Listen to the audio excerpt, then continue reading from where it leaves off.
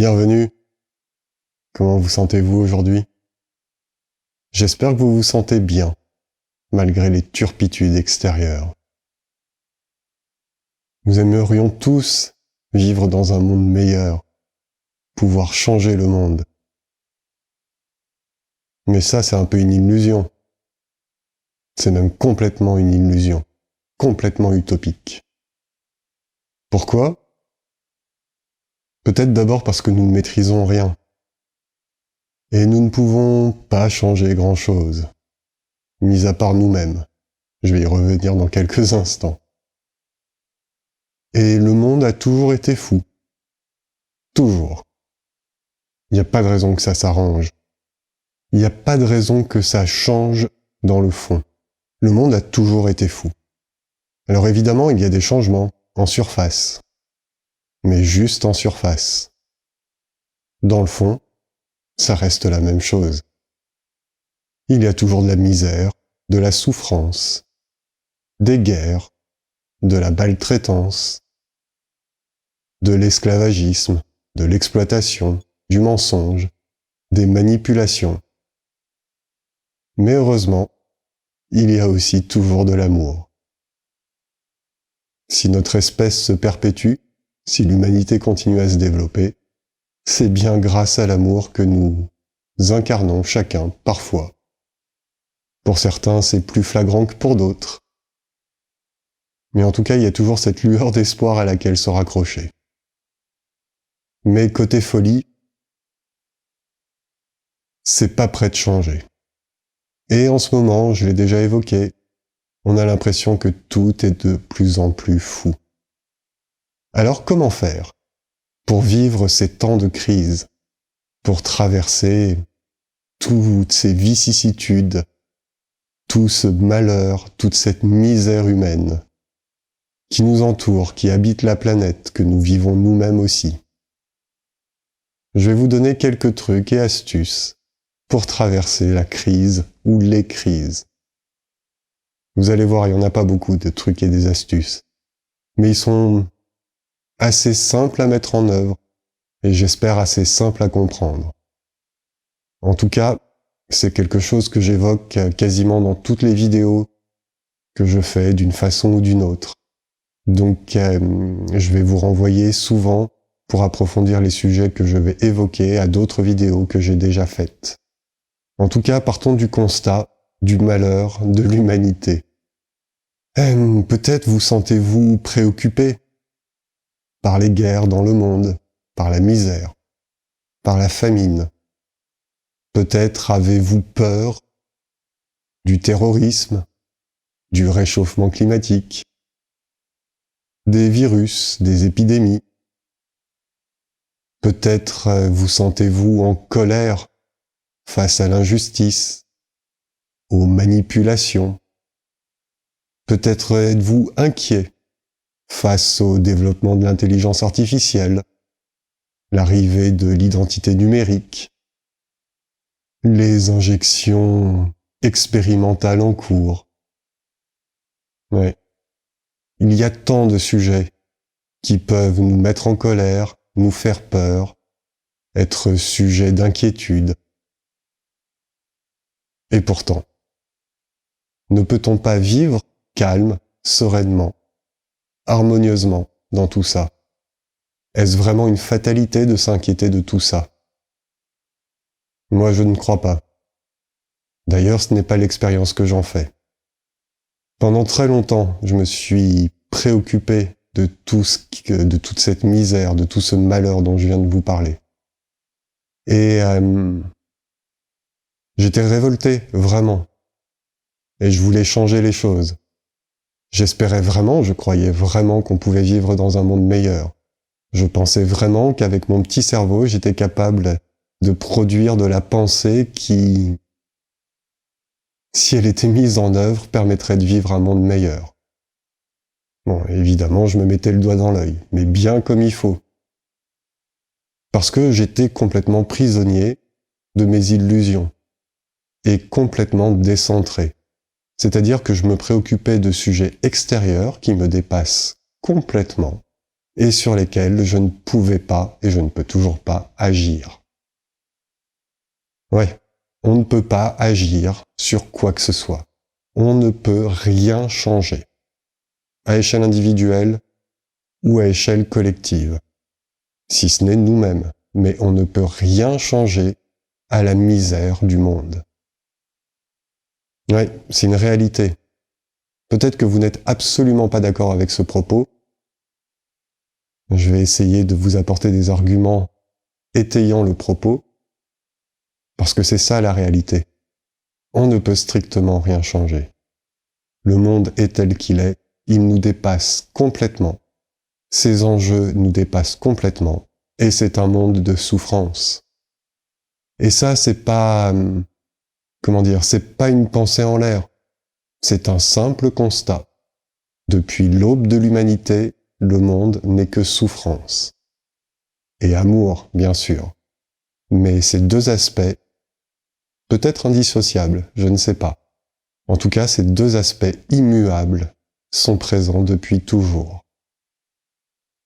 Et même à notre échelle individuelle. La première chose que nous vivions à la naissance, c'est la souffrance.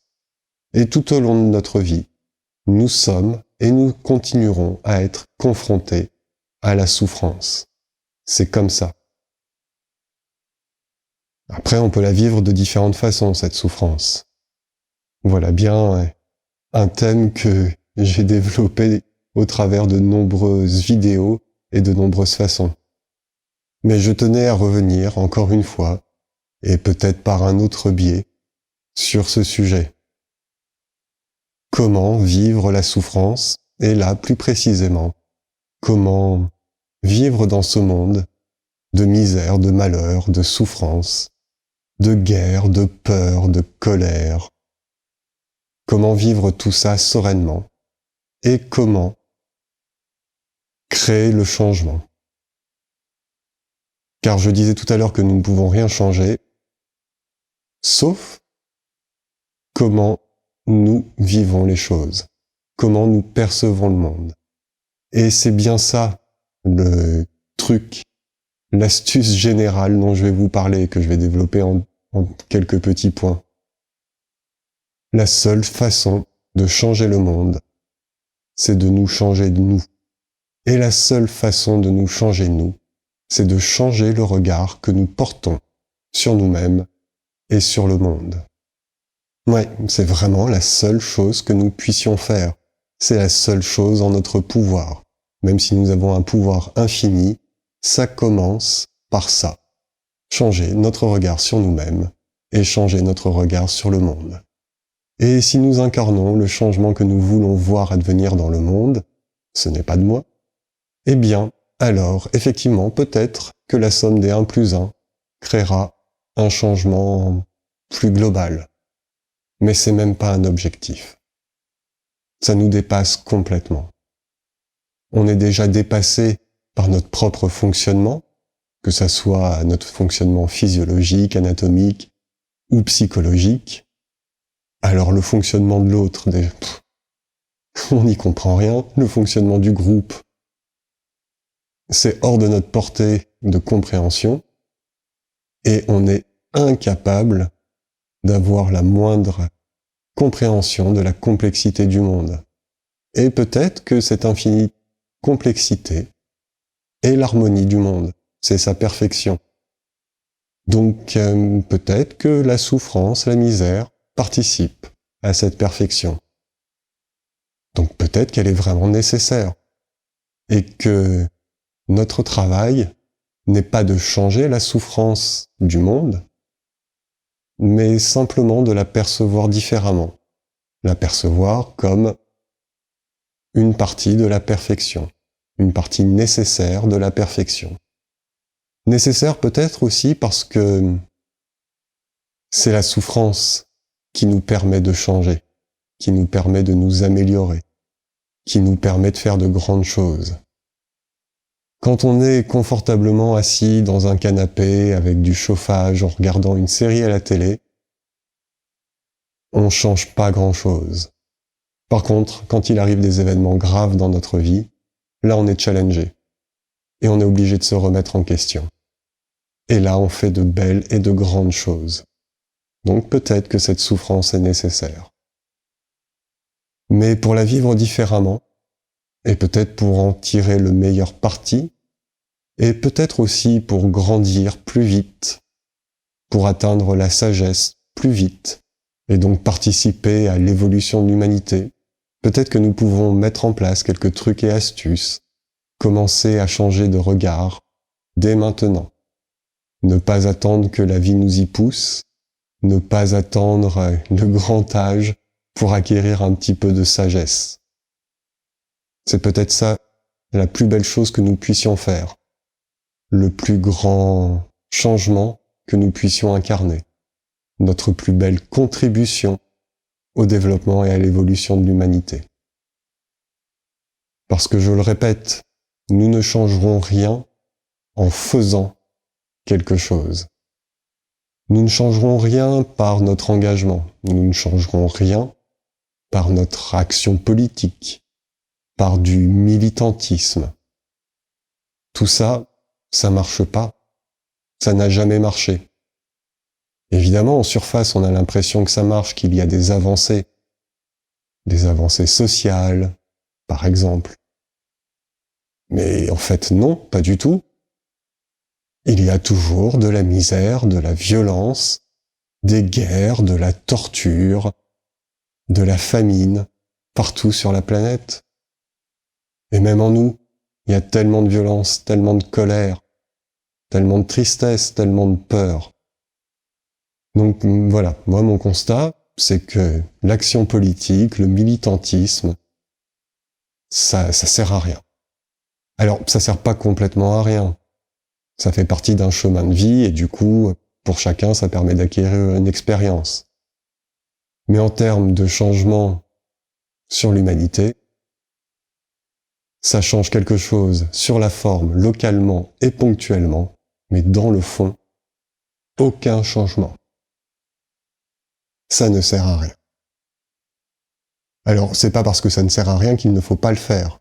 Mais si l'on souhaite suivre ces voies, militantisme, engagement politique, action caritative, ça mérite de le faire dans la conscience que ça ne sert à rien. La seule chose que nous puissions changer, c'est le regard que nous portons sur nous-mêmes et sur le monde. Et il ne s'agit même pas de nous changer nous. C'est de la violence. Je vais revenir dans quelques instants sur la violence. C'est de la violence. Exactement comme l'action politique ou le militantisme, ou l'engagement quel qu'il soit. C'est de la violence. À partir du moment où on met de la violence quelque part, on va récolter de la violence.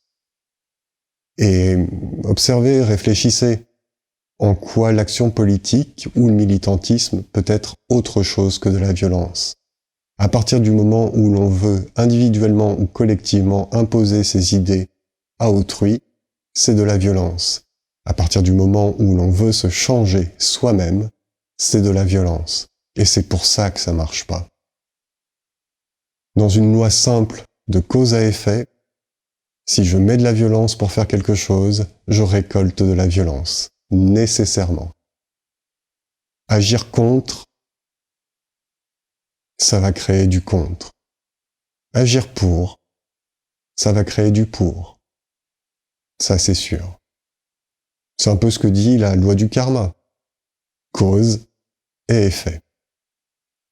Donc à partir du moment où on met de la tension quelque part, de la violence, on va nécessairement récolter de la violence. Il ne peut pas en être autrement. Et vraiment, observez, réfléchissez à ce que je viens de dire. Et si vous trouvez un contre-exemple, je suis preneur. Ça m'enrichira et ça me permettra de revisiter, de réviser cette conviction, cette certitude, cette expérience qu'est la mienne. Car je suis complètement ouvert à réviser intégralement ma façon de voir le monde et ma façon de me voir moi-même. J'espère être arrivé à un stade de compréhension où j'ai bien perçu que ce que je dis n'est qu'un avis et que cet avis n'a aucune importance, car tout est vrai et son contraire. On peut toujours avoir une infinité de points de vue sur un même sujet, et il n'y a pas un point de vue qui vaille mieux qu'un autre. Tous les points de vue se valent, parce qu'il n'y en a pas un qui soit vrai, qui soit la vérité. C'est des sujets que j'ai déjà abordés, notamment lorsque je traite de l'illusion, ou du fait qu'il y a autant de perspectives qu'il y a de points de vue, et que la vérité en soi, matériellement, elle ne peut pas exister, puisque nous ne percevons qu'une illusion. Nous ne vivons qu'une illusion, et ce à plusieurs degrés. Je ne vais pas m'étendre sur le sujet, parce que je l'ai déjà abordé de nombreuses fois, mais à partir du moment où notre perception de la vie est conditionnée par nos sens, et nos sens étant extrêmement limités, nous ne pouvons qu'être dans la perception illusoire de la réalité. Il n'y a pas plus de vraie réalité qu'il n'y a de vérité. Tout n'est qu'illusion. Voilà le premier truc, peut-être, à prendre en compte, à conscientiser, à réfléchir. Comprendre que la vérité n'existe pas, la réalité n'existe pas. Tout n'est que perception et point de vue et regard. Tout n'est qu'illusion. Ce que je perçois n'est qu'une illusion, n'est qu'un reflet. Ce n'est qu'un reflet de la réalité. De la même façon que lorsque je me regarde dans le miroir, ce n'est pas moi que je vois, c'est mon reflet. Et si l'on investigue en profondeur le sujet, on arrive nécessairement à la conclusion que ce que nous percevons n'est qu'une illusion. Donc dans cette illusion, imaginez avoir un point de vue qui est la vérité, c'est une belle illusion. Donc je suis complètement OK à remettre en question tout ce que je vous dis, tout ce que je pense, toutes mes certitudes, car c'est le seul moyen que j'ai de grandir et d'avoir peut-être le regard le plus juste possible sur moi-même et sur le monde. C'est le travail de toute une vie, on n'a que ça à faire. On ne va pas changer le monde, mais on peut changer le regard que l'on porte sur nous-mêmes et sur le monde. Et sans violence. Et quand je disais tout à l'heure incarner le changement que nous voudrions voir advenir dans le monde, ça parle de ça aussi. Si l'on change le regard que l'on porte sur soi, alors nécessairement, on va changer le regard que l'on porte sur le monde. Et inversement. Et je vais développer maintenant quel est l'intérêt de changer le regard sur soi et sur le monde. Par exemple, la souffrance, la violence que l'on voit dans le monde, que je décrivais en début de vidéo. Elle n'est que le reflet de ce que nous vivons nous-mêmes à l'intérieur. Et oui, je suppose que vous, tout comme moi, n'êtes pas exempt de souffrance en vous, n'êtes pas exempt de traumatismes engrammés dans votre corps, dans votre psyché, dans vos cellules, dans vos corps énergétiques. Vous comme moi, nous ne sommes pas exempts de colère, de tristesse, de peur. Alors si nous vivons tout ça, comment l'humanité pourrait-elle vivre autre chose? Et c'est là que le changement de regard peut avoir une importance capitale, décisive. Ça commence peut-être par abandonner le jugement. Alors, ça c'est une vieille tradition chrétienne, et c'est une belle tradition. Tu ne jugeras point. Mais oui, c'est essentiel. Si on était capable de ne pas se juger, on serait capable de ne pas juger les autres, et réciproquement. Parce que le jugement, c'est de la violence. Ça c'est bien, ça c'est mal. Si nous ne percevons que l'illusion, à quel moment nous pouvons distinguer le bien du mal? Si l'infinie complexité du monde nous dépasse complètement, qui sommes-nous pour dire, pour juger ce qui est bien et ce qui est mal? Alors effectivement, il y a ce qui nous fait du bien et ce qui nous fait du mal. Mais ça, c'est autre chose. Ça parle de nous. Ça ne parle plus de l'extérieur. Vous comprenez cette nuance? Elle est subtile, mais elle est essentielle. Ce qui nous fait du bien ou ce qui nous fait du mal, là, c'est pas un jugement, c'est un vécu, c'est un ressenti. Ça ne veut pas dire que nous puissions le changer. Mais en tout cas, c'est quelque chose qui nous permet un tropisme. Diriger vers ce qui nous fait du bien et essayer d'éviter ce qui nous fait du mal. Même s'il est peu probable que nous y parvenions complètement, tout le temps. Et le jugement, c'est vraiment de la violence. Quand on se juge ou quand on juge autrui, on met de la violence. Ouais, lui, il est comme ci, il est trop bête, il est pas assez beau, il est méchant, blablabla. On a des jugements sur tout, tout le temps. À chaque fois que nous avons un jugement, nous alimentons la misère du monde. Ouais. Et les pires de ces jugements, évidemment, c'est les jugements que nous avons sur nous-mêmes. Je suis trop comme ci, je suis pas assez comme ça. J'aimerais devenir ci, j'aimerais être ça. Je m'aime pas ou j'aime pas ça chez moi, j'aime ci chez moi. Que des jugements. C'est que de la violence. Essayez. Prenez un point que vous n'aimez pas chez vous et dites-le à haute voix. Je n'aime pas ça chez moi. Et observez là comment ça fait dans le corps, dans cette région-là. Vous allez voir, ça se tend, c'est pas confortable, peut-être dans les épaules aussi. C'est de la violence. Ces simples jugements sont le début de la création de la souffrance. Donc nous sommes toujours dans le sujet comment traverser les crises extérieures. Si nous voulons changer le monde, commençons par ne plus générer nous-mêmes de souffrance dans le monde. Si nous voulons traverser les crises extérieures, commençons par nous apaiser nous-mêmes. Et nous apaiser nous-mêmes, ça parle aussi de se centrer. Ouais. De revenir à l'unique référentiel qui est un sens pour nous. Nous-mêmes. Alors j'ai aussi déjà fait des vidéos sur ce sujet. Nous avons été éduqués à complètement oublier notre propre référentiel pour ne se fier qu'à des référentiels extérieurs, externes. L'autorité. Mais prenez 5 minutes pour réfléchir au sujet. Ce n'est pas juste. Il n'y a aucune autorité sur cette planète pour vous-même, autre que vous-même. Évidemment, toutes les autorités dont on parle, ce sont des constructions artificielles, des constructions mentales, des constructions sociétales, des constructions religieuses. Ce n'est pas la réalité que chaque individu vit, s'il se réfère à son référentiel intérieur. C'est pour ça que je vous invite souvent à reprendre votre souveraineté.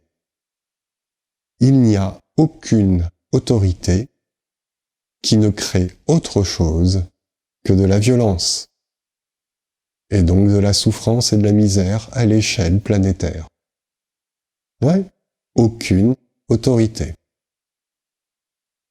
Si je reviens à l'histoire chrétienne, celle de nos pays occidentaux, il y a déjà eu cette mécompréhension du Dieu tout-puissant qui jugeait. D'un côté on dit « il est amour », et puis d'un autre côté on dit « il juge ». Il y aura le jugement dernier. Il y a le paradis et l'enfer. Très très mauvaise interprétation de ce qui est. Très mauvaise interprétation car complètement contradictoire. Si Dieu est amour, pas de jugement. D'ailleurs, le libre arbitre le confirme. Dieu est amour et nous avons le libre arbitre de faire n'importe quoi dans nos vies. Et lui, si Dieu existe, en tout cas sous la forme sous laquelle les chrétiens le représentent ou se l'imaginent, alors il est amour et il ne juge pas. Il n'est pas une autorité suprême qui décide de ce que nous allons vivre, puisque nous avons le libre arbitre. Et il n'est pas une autorité suprême qui juge. Alors après, c'est des sujets que je pourrais développer, Le paradis et l'enfer, effectivement, ça existe, mais ça existe déjà sur Terre.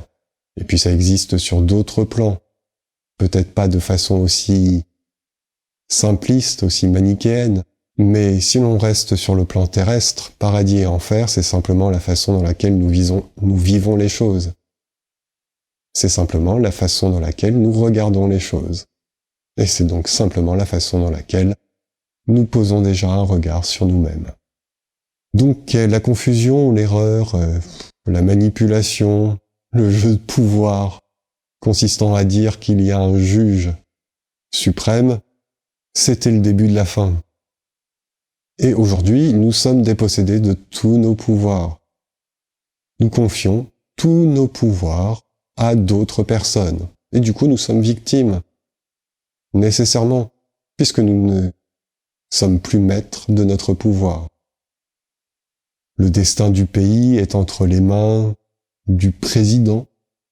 Notre destin de salarié, d'employé est entre les mains de notre patron. Notre destin d'homme ou de femme est entre les mains de nos conjoints. Plus aucun pouvoir. Mais c'est absurde. À quel moment quiconque, d'autre que nous, peut décider de ce qui est bon ou mauvais pour nous? Évidemment qu'il y ait un besoin d'administrer un collectif ou une société. C'est nécessaire. D'organiser. C'est nécessaire. Mais ça ne parle pas de pouvoir.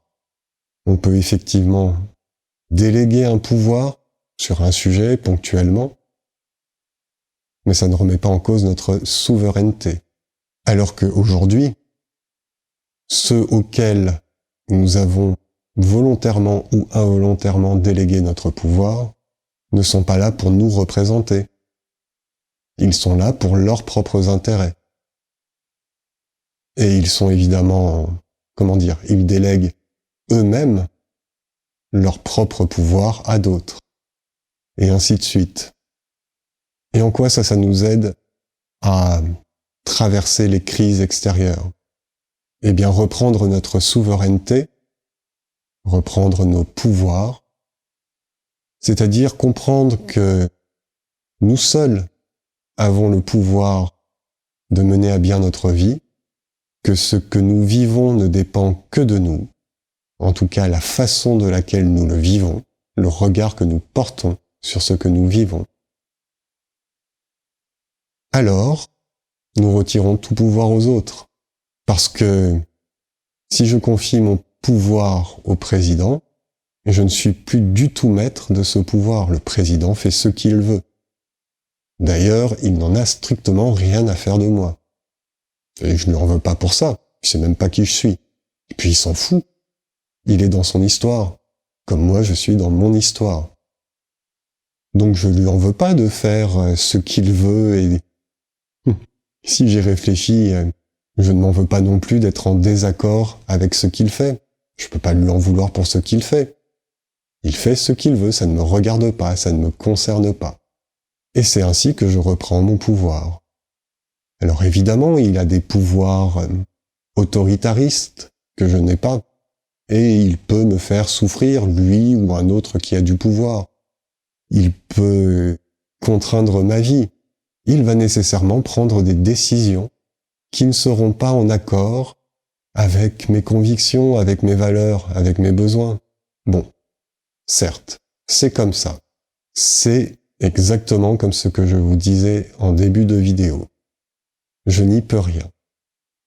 C'est ainsi. La seule chose que je puisse faire, c'est changer de regard. Et en l'occurrence, accepter que cette donnée m'échappe complètement. De la même façon que la pluie et le beau temps m'échappent complètement. C'est une donnée extérieure. Je la prends comme telle. Je ne la subis pas. Si je passe mon temps à subir ce sur quoi je ne peux pas agir, je suis une victime. Et je vais continuer à vivre la souffrance. Vous voyez en quoi c'est un bon truc de reprendre sa souveraineté et de changer de regard pour traverser les crises. Je n'alimente pas la souffrance du monde par ma propre souffrance en espérant changer des choses sur lesquelles je ne peux pas agir. Je n'alimente pas la peur, la tristesse, la colère, en espérant que les choses soient différentes, en espérant que le monde corresponde à ce que je voudrais qu'il soit. Si je suis OK avec ce qu'est le monde, guerre, souffrance, misère, peur, réchauffement climatique, esclavagisme, 3 petits points. Alors je vis l'harmonie. Je suis dans la compréhension que je ne peux rien changer à rien, sauf ma façon de percevoir tout ça. Et c'est en changeant cette façon de percevoir tout ça que la sérénité s'installe en moi, que je reprends mon pouvoir, que je retrouve ma souveraineté. Et c'est ainsi que, en m'apaisant, en me défaisant de mes peurs, de mes colères, de ma tristesse, alors je me mets à incarner autre chose que la violence, que la colère, que la peur. Et c'est en incarnant cette autre chose que peut-être je contribue de la meilleure façon à ce que l'humanité s'épanouisse un peu plus, un peu mieux, ou différemment, tout en étant conscient que c'est pas l'objectif. Le développement de l'humanité, comme l'avenir de la planète, je n'y peux rien, ça ne me regarde pas. La seule chose qui me regarde, c'est moi. Et comment j'incarne ce que je veux voir advenir comme changement dans le monde. S'il y a de la peur et de la violence en moi, s'il y a de la colère, nécessairement je vais créer de la peur, de la violence et de la colère autour de moi. Mais même à toute petite échelle. Déjà dans ma relation à moi-même, et puis dans la relation avec mes proches, et avec tous les gens que je croise. Et si c'est ça que je crée, c'est ça que je transmets, donc c'est ça que je cultive. Et si on en est tous à cultiver peur, violence, tristesse, colère, alors c'est ça que l'humanité vit. Voilà la seule et la plus belle contribution que nous puissions porter pour l'humanité. Donc ça parle de se centrer, ça parle de se débarrasser de ses peurs, de ses tristesses et de ses colères. Des sujets que j'ai déjà abordés dans de nombreuses vidéos et auxquels je vous réfère, je vous renvoie, je vous invite à aller voir toutes ces vidéos. Là, je ne peux pas développer tous ces sujets. Mais pour chacun d'entre eux, il y a déjà quelques actions à mettre en œuvre, ce que j'essaye de faire dans chacune des vidéos. Quelques actions à mettre en œuvre pour ne plus vivre peur, souffrance, colère, violence en soi. Ça parle notamment, juste pour les résumer, de nourrir ses propres besoins, identifier ses propres besoins et les nourrir. Ça parle de guérir nos traumatismes, parce que eux, ils sont source de souffrance, ils sont source de peur et ils sont source de colère. Ça parle aussi de comprendre l'illusion dans laquelle on vit, pour ne pas vivre la souffrance. Et tout ça, ça nous amène à la nécessité de nous centrer. Ces 3 sujets sont vraiment majeurs. Prendre conscience de l'illusion dans laquelle on vit. Vraiment, ça va nous épargner beaucoup de souffrance. Prendre conscience des traumatismes qui sont engrammés en nous. Et du coup, en prendre soin, les soigner, travailler à les guérir. Ça va nous libérer de beaucoup de peur et de beaucoup de colère et de beaucoup de tristesse. Prendre conscience des besoins qui nous animent. Des besoins profonds. Pas des besoins illusoires. Des besoins réels, profonds. J'ai fait une vidéo sur le sujet, il y en a une 30aine, je sais plus, ou une 50aine, que l'on peut lister. Et nourrir ses besoins. De par ces 3 simples actions, de par ces 3 petits trucs, qui vont nous demander du travail, c'est sûr. Alors nous allons pouvoir nous départir de la colère, de la violence, de la souffrance, de la tristesse, des peurs. Et en cheminant, en travaillant sur ces sujets, vous vous rendrez compte que, en fait, il ne s'agit à chaque fois que d'un changement de regard que nous portons. Par exemple, Si je parle de peur, les peurs viennent de notre ignorance, de notre incompréhension des choses, de notre ignorance de la réalité aussi. Et les peurs, bien que nécessaires et salvatrices dans certaines situations, la plupart du temps ne sont que traumatiques, construites sur des traumatismes. Et en tout cas, certainement pas en lien direct avec la réalité présente. Parce que dans la majorité du présent que nous vivons, ces peurs sont complètement inutiles. Elles ne sont pas en lien avec le présent, avec ce qui est en train de se vivre. Et pourtant, nous vivons ce qui est en train de se vivre à partir de ces peurs. Nos colères sont très en lien avec nos besoins qui ne sont pas nourris. À partir du moment où nous nourrissons nos besoins, la colère s'apaise. Et nos colères sont très en lien avec notre façon de regarder les choses. Là aussi, il y a de la violence. Comme il y a un décalage entre nos attentes et ce qu'il se passe réellement, alors il y a de la colère. Mais ce n'est qu'une question de point de vue. Si nous comprenons que nos attentes sont illusions, parce qu'elles sont basées sur des suppositions ou sur l'ego, alors nous comprenons que nos colères n'ont pas de raison d'être, pas d'attente, pas de déception, pas de colère. Ce n'est donc qu'une question de point de vue, de comment je regarde les choses.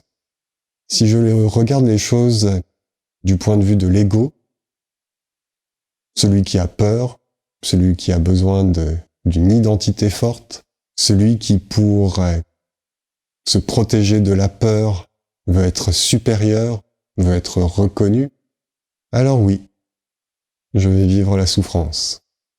Mais si l'on change de regard et que l'on comprend que l'ego n'est que l'expression de peur, alors ça s'apaise, ces peurs se dissipent. Bon, je pourrais continuer sur le sujet pendant des heures, mais je vois que le temps passe.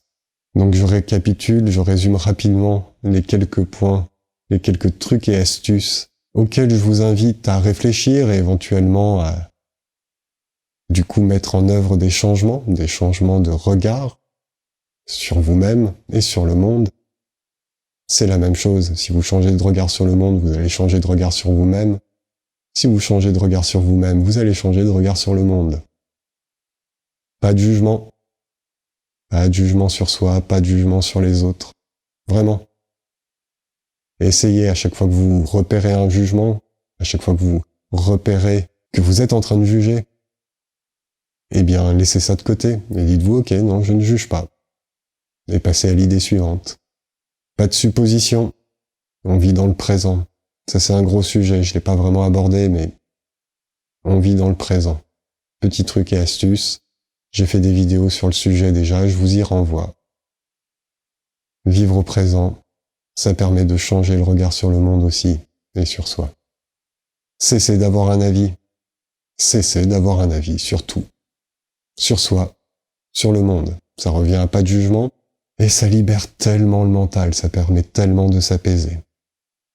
Ou alors, si vous avez un avis, parce que vous comme moi, on ne va pas manquer de continuer à avoir un avis, eh bien, ayons conscience que cet avis ne vaut rien, et soyons prêts à le remettre en question, pour grandir, pour apprendre. Ayons conscience que cet avis n'est basé que sur une compréhension partielle du monde, sur notre propre ignorance et notre perception illusoire du monde, de la réalité, de la vie et de nous-mêmes. Cessons de vouloir changer les choses, cessons de vouloir changer le monde, cessons de croire que nous sommes capables, par notre réflexion, de savoir ce qui est bon pour l'autre, ou pour l'humanité, ou pour la planète, ou pour le monde. Occupons-nous déjà de nous, ce serait déjà bien. Cessons de mettre de la violence.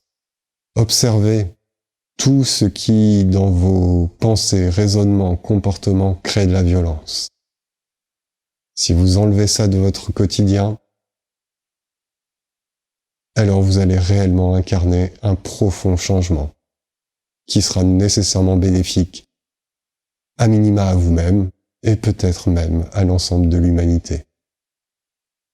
car notre pouvoir créateur est immense de ce point de vue-là. Ça n'a pas grand-chose à voir, mais je vais vous narrer, parmi les exercices que je propose dans les ateliers de méditation, il y en a un qui consiste à ressentir un objet qui n'existe pas, qui n'est pas là. Et voilà, il y a une technique pour faire ça. Et moi quand j'avais découvert ça, j'avais complètement halluciné. La capacité de ressentir physiquement, réellement d'avoir la sensation de percevoir un objet qui n'est pas là, dans le détail. Et les réactions des personnes qui participent aux ateliers et qui font cette expérience-là, c'est toujours tellement chouette à observer. Alors il y a ceux qui refusent, qui se disent c'est pas possible, je peux pas percevoir quelque chose qui n'existe pas et qui sont vraiment désemparés face aux sensations qu'ils sont en train de percevoir. Et puis ceux à qui ça fait peur, qui se disent mais c'est tellement dingue, je suis en train de toucher quelque chose qui n'existe pas. Et ça parle de notre pouvoir créateur. Et ce n'est qu'un tout petit exemple de notre pouvoir créateur. Nous sommes capables de percevoir ce qui n'existe pas parce que nous sommes capables de le créer. Ouais. Et ce pouvoir créateur, là on parle de créer de la matière. Si nous ne sommes pas suffisamment centrés, et si nous n'avons pas suffisamment la foi pour être capables de déplacer des montagnes, certes, à minima, par notre capacité à nous centrer, et je vais revenir là-dessus dans quelques instants et je vais conclure par ça, notre capacité à nous centrer, notre capacité à faire le vide mental, à laisser le mental vivre sa vie sans qu'il impacte notre propre vie, à l'instant présent, notre capacité à vivre l'instant présent, notre capacité à nous connecter à quelque chose qui nous dépasse complètement, notre sagesse intérieure, notre âme, la part de divin en nous, à l'univers, à la vie. Eh bien tout ça, ça représente notre pouvoir créateur.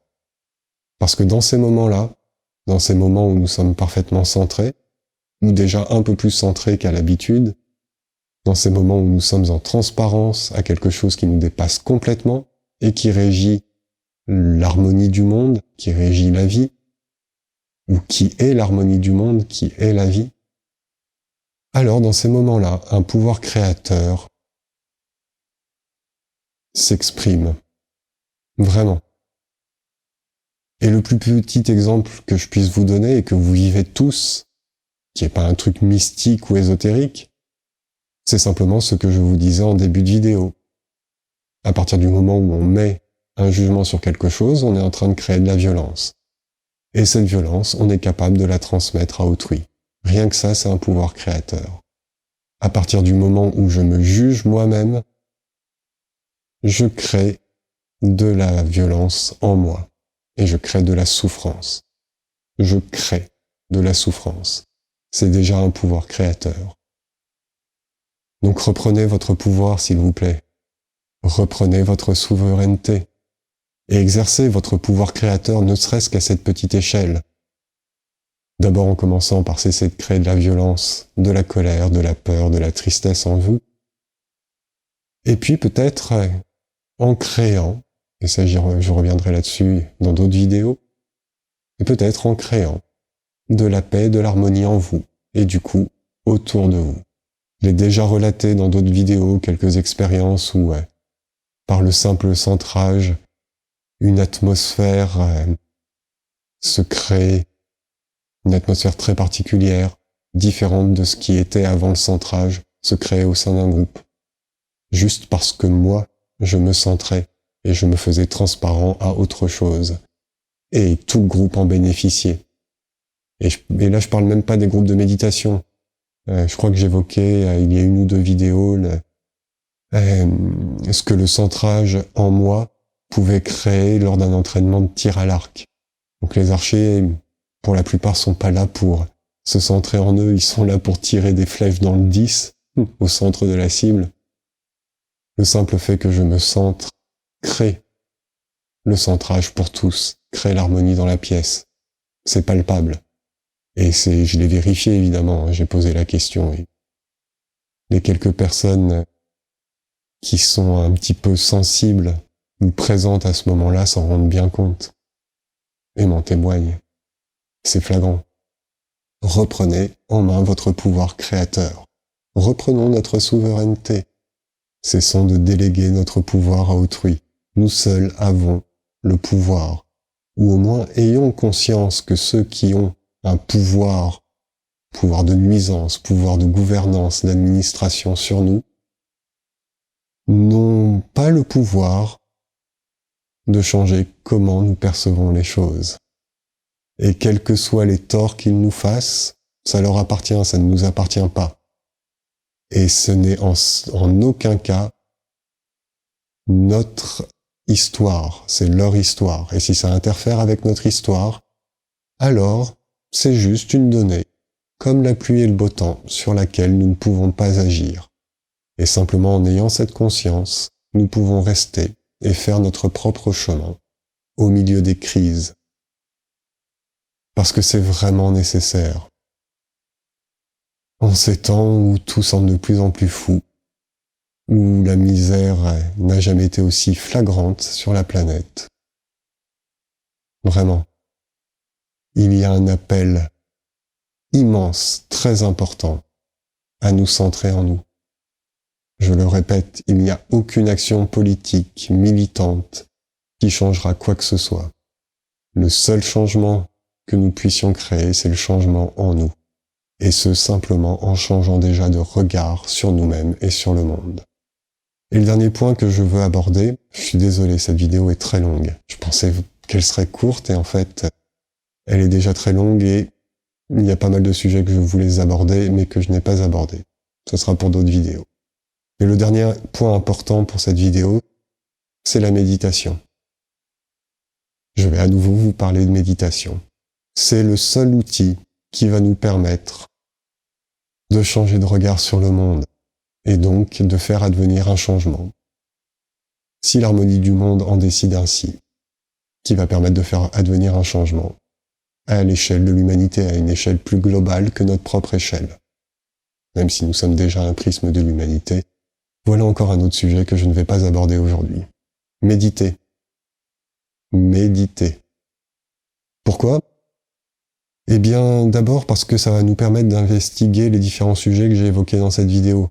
Investiguer nos peurs, nos colères, nos tristesses et nos traumatismes.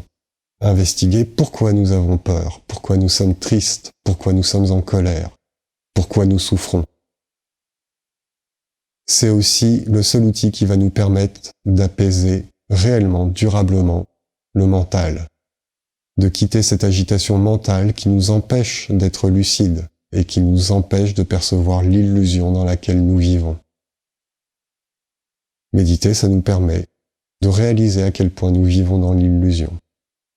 Méditer, ça nous permet de revenir au corps, à nous-mêmes, au seul référentiel qui pour chacun est un sens, notre référentiel intérieur. Méditer, ça va nous permettre de nous mettre en transparence à plus grand que nous, à notre sagesse intérieure, à notre part de divinité, à la vie, à l'univers. C'est le seul moyen, à ma connaissance, de le faire. Une seule chose à faire, méditer, pour une foultitude de résultats qui nous permettent de dissoudre la souffrance en nous, d'évacuer les peurs, de comprendre notre colère, de la laisser se dissoudre, de laisser se dissoudre la tristesse, et de vivre la souffrance pour ce qu'elle est, c'est-à-dire, quelque part, de ne plus vivre la souffrance comme une souffrance.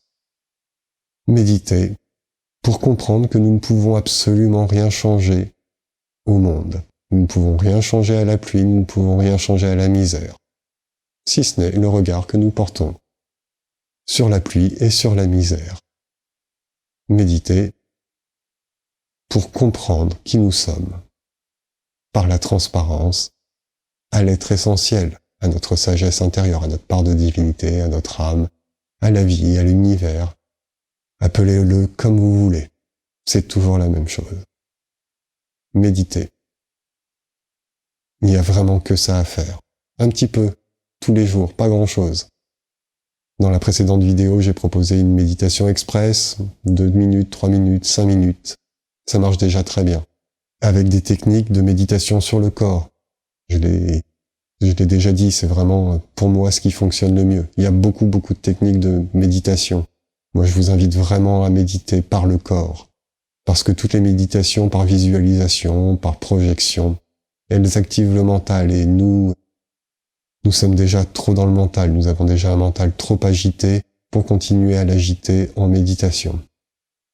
Et puis lorsque nous sommes parfaitement centrés, lorsque nous sommes en transparence, à plus grand que nous, alors émerge toujours la réponse juste aux questions que nous nous posons. Et puis dans nos méditations, nous pouvons introduire la gratitude pour ce que nous avons déjà, sujet que j'ai déjà abordé aussi dans d'autres vidéos. Et nous pouvons introduire la prière. Et la prière, c'est très fort, ça marche. Juste la prière, sincèrement, exprimer ce que l'on souhaiterait voir advenir comme changement en nous et dans le monde, et demander de l'aide pour que ça arrive. Voilà, je sais que dans cette vidéo, j'ai pas été hyper clair sur quels sont les trucs et astuces, mais j'espère que le message global est quand même compréhensible. En tout cas, je continuerai à faire des vidéos pour essayer d'être de plus en plus clair et de plus en plus précis sur ce qui est une vraie nécessité aujourd'hui, ce que je vois comme une vraie nécessité. Si vous aussi vous sentez le besoin de changement, alors commencez par travailler à changer le regard que vous portez sur vous-même et sur le monde. Beau cheminement à vous. Vraiment du fond du cœur, je vous souhaite un beau cheminement. Si cette vidéo vous inspire, merci de la partager. Et si vous en avez l'élan, de la commenter, de cliquer un pouce et de vous abonner à ce canal. À bientôt!